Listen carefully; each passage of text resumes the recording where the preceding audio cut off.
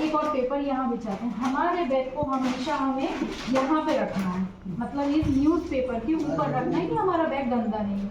इसको हमने ऐसा रखा। अब ये बंद है बैग, है ना, बंद है बैग। और ये जो आपको साइड में 2 पॉकेट दिख रहे हैं, इन पॉकेट में रहते हैं हैंड वॉशिंग आर्टिकल।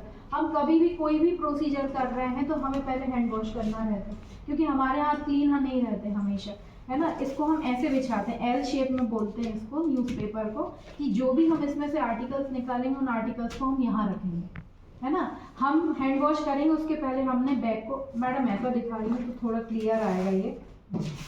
बच्चे तुम लोगों को दिख रहा है? जी मैम, जी मैम।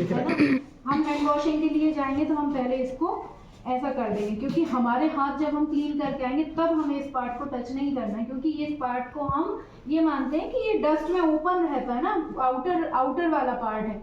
तो इसको हम ऐसे पहले इसको हम ऐसे कर देंगे, खोल के जाएंगे ऐसा, और इसको हम किसी को टच नहीं करेंगे। हमने हमारे हैंड वॉशिंग के लिए निकाले, इसमें हैंड वॉशिंग है, हमारा वो साबुन है, और इसमें सैनिटाइजर तो अदर पार्ट है। और ये नेल्स तो पहले हम कम्युनिटी पोस्टिंग में जाते हैं, नेल्स बढ़ानी ही नहीं है हमें, है ना, पर हम क्लीन करेंगे इससे हमारे ऐसे नेल्स को।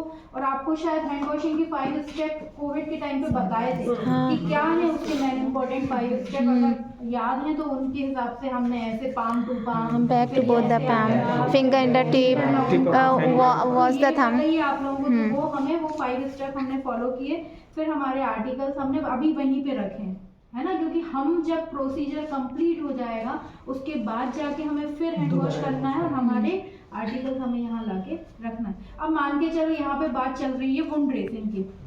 वुंड ड्रेसिंग में हमने खोला, हमारे हाथ हमने वॉश कर लिए, यहाँ पे एक टॉवल भी है तो उससे हमने हमारे हाथ को ड्राई कर लिया, है ना, यहाँ पे टॉवल पता नहीं कहाँ है ना, ड्राई कर लिए हमें जो, हाँ ये हमने इसको खोला ऐसे कॉर्नर से ऐसे हमने क्लीन कर ली, हमारे ऐसे ड्राई कर ली, इसको रख दो यहीं पे।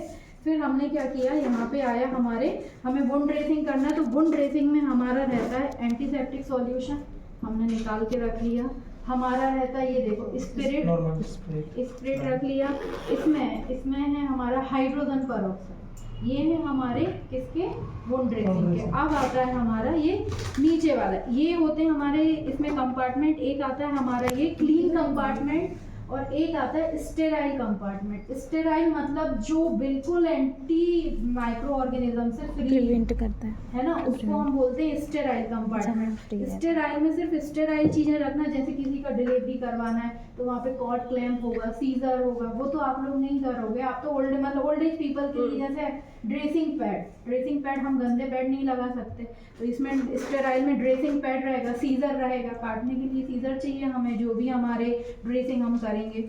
और इसमें हमारे गॉज पीसेज रहते हैं, ये रखे हुए हैं स्टेराइल में, ओके।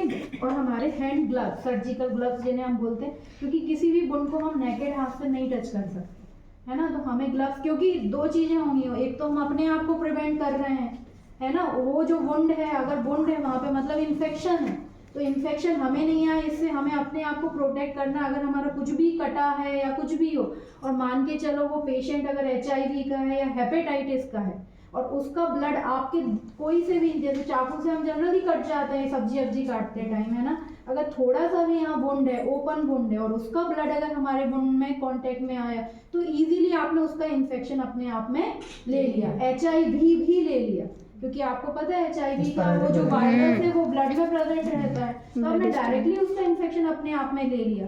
तो हमें उन चीज़ों को ध्यान रखना है, तो हमें ग्लव्स हमेशा वियर करना ही है ना, जो भी आप हो जाओ अपने प्रोटेक्शन के लिए।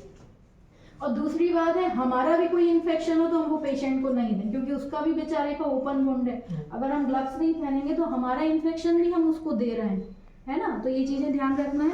ये हो गए। अब ये हमारे आते हैं नीचे के, नीचे रहता है हमारा, ये रहते हैं यूरिन एनालिसिस, हमारे बच्चे करते हैं यूरिन एनालिसिस, वो एंटीनेटल मदर, पर हमें यहाँ ओल्ड एज पीपल की बात चल रही है तो हमें कुछ नहीं करना, पर हम यहाँ से किडनी ट्रे निकालेंगे, क्योंकि जो भी वुंड का डस्ट निकलेगा वो हमें किडनी ट्रे में रखना, या तो हम किडनी ट्रे में रखें या फिर एक पेपर बैग बनाते हैं। किडनी ट्रे नहीं है अवेलेबल, पेपर बैग बताओ बच्चे कैसे बनाएंगे। पेपर है, पेपर बैग एक बना लेते हैं, तो जो भी गॉस पीस सॉयल जो भी निकलते हैं वो हम इसमें रखेंगे, और इसमें हमने एक रखा है, इसमें हमारे गॉज पीसेस